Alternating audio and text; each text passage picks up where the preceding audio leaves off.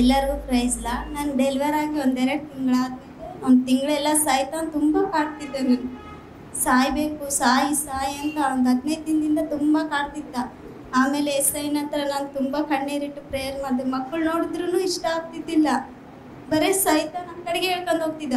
ಪ್ರಭು ನನಗೆ ಯಾಕೆ ಈಗ ಆಗ್ತಿದೆ, ವಾಕ್ಯ ಕೊಡಂದಾಗ ನನಗೆ ದೀರ್ಘ ಆಯುಷ್ಯಿದೆ, ಮರಣ ಹೊಂದಬೇಡ ಅಂತ ವಾಕ್ಯ ಕೊಟ್ಟು ಅದು ಮರಣ ಅಲ್ಲಿ ಬಂದಿದ್ದ ಎಟ್ಟಿಂಗ್ ಮಾಯ ಆಗೋಯ್ತು. ಆ ಅಂಕಲ್ ಹತ್ರ ಪ್ರೇಯರ್ ಮಾಡಿಸ್ಕೊಂಡ್ವಿ. ಆಂಟಿನೂ ಬಂದಿದ್ರು. ಆಂಟಿ ಅಂಕಲ್ಲು ಆಶ್ಚರ್ಯ ಆಗೋದ್ರು. ನಿನಗೆ SI ಆಶೀರ್ವಾದ ಆಯುಷ್ ಕೊಟ್ಟಿದ್ದಾನೆ, ದೇವ್ರ ಮಗಳೇ ಹೊಂದಿದ್ದೀಯಾ, ದೇವ್ರ ಹತ್ರ ಚೆನ್ನಾಗಿ ಪ್ರೇಯರ್ ಮಾಡ್ಕೊಂತ ಇದ್ರು. ದೇವರಿಗೆ ಕೋಟ್ಯಾನು ಕೋಟಿ ಸ್ತೋತ್ರ ನನಗೆ మరుజన్మను నీడిద్దకాగి.